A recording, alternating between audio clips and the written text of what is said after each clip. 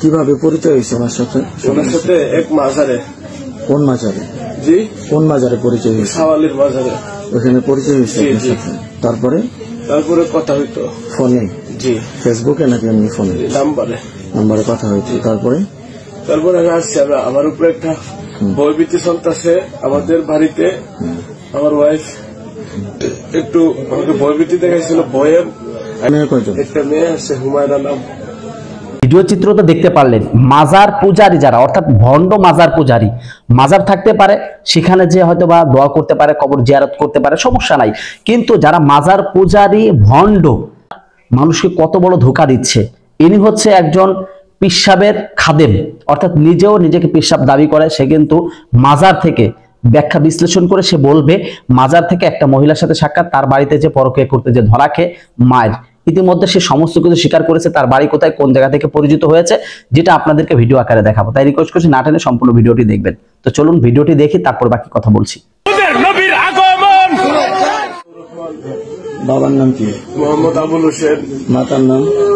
মুসাম্মদ সালেহা খাতুন। গ্রাম? সোনারুঘাট সদর। পোস্ট? পৌরসভায় সোনারুঘাট পৌরসভা, রানীগাঁও থানা? জেলা? থানা সোনারুঘাট, জেলা হবিগঞ্জ। হবিগঞ্জ।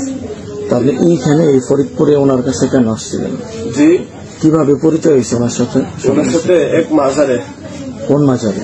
জি, কোন মাজারে পরিচয় হয়েছে? সাওয়ালির মাজারে। ওখানে পরিচয় হয়েছে? তারপরে কথা হইতো ফোনে? জি। ফেসবুকে নাকি এমনি ফোনে? নাম্বারে কথা হইতো। তারপরে আমি আসছি, আমার উপরে একটা ভয়ভীতি চলতেছে আমাদের বাড়িতে। আমার ওয়াইফ একটু আমাকে ভয়ভীতি দেখাইছিল, ভয়ে আমি মামলা মনে হয় করছে, এই ভয়ে আমি এখানে আসছিলাম বাঁচার জন্য। আপনার কবির সামনে বলছি। আপনার ছেলে মেয়ে কয়জন? একটা মেয়ে আছে হুমায়রা নাম।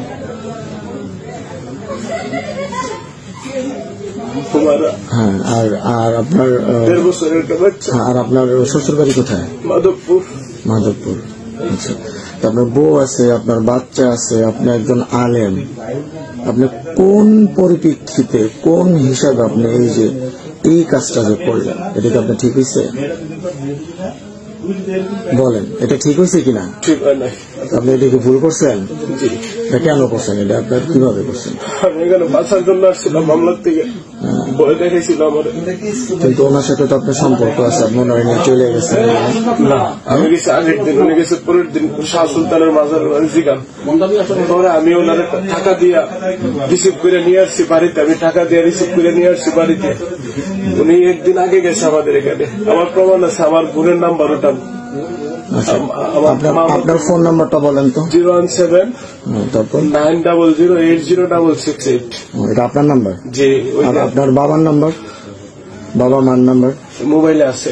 আপনার মুখস্থ নেই? জি না। আপনার বোনের নাম্বার মুখস্থ আছে? জি না, আব্বা আমার নাম্বার মোবাইলে সেভ করা আছে। আচ্ছা, এইগুলা কি আপনার বাসায় আব্বা মা জানে? শুনছে তারা? আব্বা আম্মা জানে আমি ওইখানে থাকি, ফোন দেন। কিন্তু এই যে কাহিনীগুলো হয়েছে, এগুলো কেউ জানে? জি না, আমি উনি গেছে পরের দিন, আমি গেছি আগের দিন বাড়িতে। আপনি যেটা করছেন তাহলে এটা কি ভুল করছেন? জি। এটা স্বীকার করলেন? আপনারা যা বলেন আমি মাইনা নিব। মানে এখন আপনার কি, আপনি কি চান? আপনি যে ঘটনা ঘটাইছেন, আমাকে এই মেয়ের বিয়ে করবেন? এই মেয়ের বিয়ে করবেন আপনি? আপনি এখন কি করবেন? কি করতে? হ্যাঁ, টাকা দিয়ে দেবা। যাই হোক দর্শক মন্ডলী, এই ভণ্ড মাজার পূজারীর বিষয়টা দেখতে পারলেন। দেখেন, সকল আলেম যে ভালো এটা বলবো না, সকল মাজার যে ভালো এটাও নয়, এবং যারা মাজারের খাদেম বা পিশাব সবাই যে ভালো এটাও নয়। আপনারা বেছে জেনে বুঝে তারপরে যাবেন। অনেক মাজার পূজারী আছে ভণ্ড, আবার অনেক মাজার আছে ভণ্ডদের মাজার, আবার অনেক আলেম আছে ভণ্ড আলেম। ঠিক আছে, শুধু দাড়ি টুপি দেখলে তাদের কাছে যাওয়া যাবে না। ব্যাখ্যা বিশ্লেষণ করে আগাগোড়া জেনে তারপর যেতে হবে। যে খারাপের মধ্যে এই যে ভণ্ড শালা পড়ছে, মাজারে গেছে যে কোনো একটা কারণে মহিলা, সেখান থেকে নাম্বার নিয়ে যোগাযোগ করে পরকীয়া করতে যে ধরা খেয়েছে, তাহলে বোঝা যাচ্ছে যে এই শালাও ভণ্ড। যাই হোক, এই সমস্ত ভণ্ডদের থেকে দূরে থাকবেন, যে কোনো খারাপ মানুষের থেকে আপনারা দূরে থাকবেন। যাই হোক, আজকের ভিডিওটি নিয়ে মন্তব্য কি কমেন্ট করে জানাবেন। ভিডিওটি ভালো লাগলে লাইক এবং শেয়ার করবেন। তো সবাই ভালো থাকবেন, সুস্থ থাকবেন। আসসালামু আলাইকুম ওয়া রাহমাতুল্লাহি ওয়া বারাকাতুহু।